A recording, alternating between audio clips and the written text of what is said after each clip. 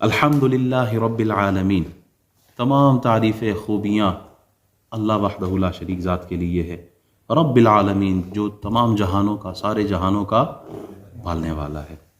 دیکھیں، ہر خوبی، کمال، حسن و جمال اس کا خالق کون ہے؟ اللہ۔ جو بھی خوبی نظر آئے اس کو تخلیق کرنے والا کون ہے؟ اللہ۔ ایک حسین ترین آدمی نظر آئے، خوبصورت آدمی نظر آئے، اس میں اس کا کوئی کمال ہے؟ ایک آدمی خوش الحان ہے، بہت اچھی قرات کرتا ہے، بہت اچھی تلاوت کرتا ہے، بہت اچھی نعت پڑھتا ہے، اللہ نے اسے خوبصورت آواز دی، اس میں اس کا کوئی کمال ہے؟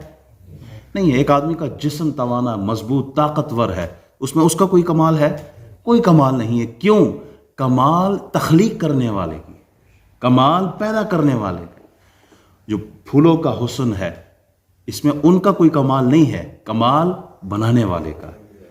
پہاڑوں کی بلندی کی طرف دیکھیں، چاند کا چمکنا، سورج کا روشن ہو رہا، ستاروں کا چمکنا، یہ ساری جتنی بھی خوبصورتی ہیں ان سب کی تخلیق اللہ نے کی ہے۔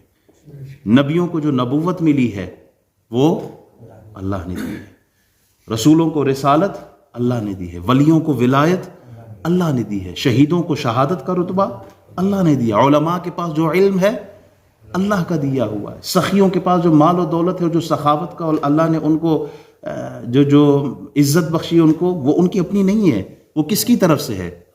اللہ کی طرف سے ہے۔ تو معلوم یہ ہوا جتنی بھی چیزیں ہیں ان سب کا تخلیق کرنے والا وحدہ لا شریک ذات ہے۔ اب اگر کوئی قرآن کی تعریف کرے تو حقیقت میں وہ کس کی تعریف ہے؟ اللہ کی تعریف ہے۔ اب اگر کوئی کسی نبی کی تعریف کرے تو حقیقت میں وہ کس کی تعریف ہے؟ اللہ کی تعریف ہے۔ اگر چاند، سورج اور پہاڑوں کی، سمندروں کی، پھولوں کی، کسی بھی چیز کی تعریف کی جائے تو آٹومیٹیکلی وہ تعریف ان چیزوں کی نہیں ہے، بلکہ یہ تعریف کس کی ہے؟ وحدہ لا شریک ذات کی ہے۔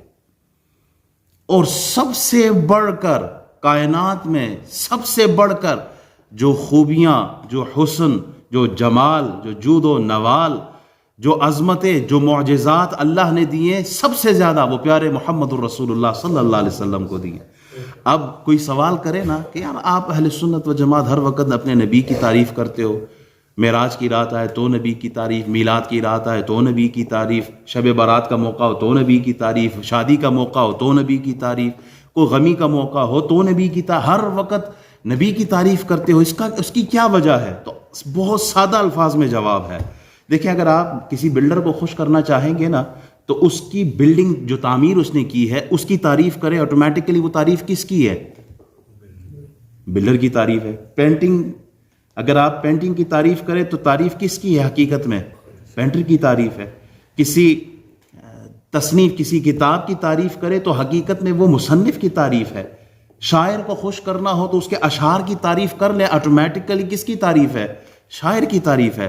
ہم اگر رسول اللہ کی نعتیں پڑھتے ہیں، حضور کے معجزات بیان کرتے ہیں، حضور کے کمالات بیان کرتے ہیں، حضور کے اخلاق اور کردار کی اور رسول اللہ صلی اللہ علیہ وسلم کی زندگی کے ہر گوشے کی اگر ہم بیان کرتے ہیں، تعریف کرتے ہیں، تو حقیقت میں یہ تعریف وحدہ لا شریک ذات کی، یہ تعریف کس کی ہے؟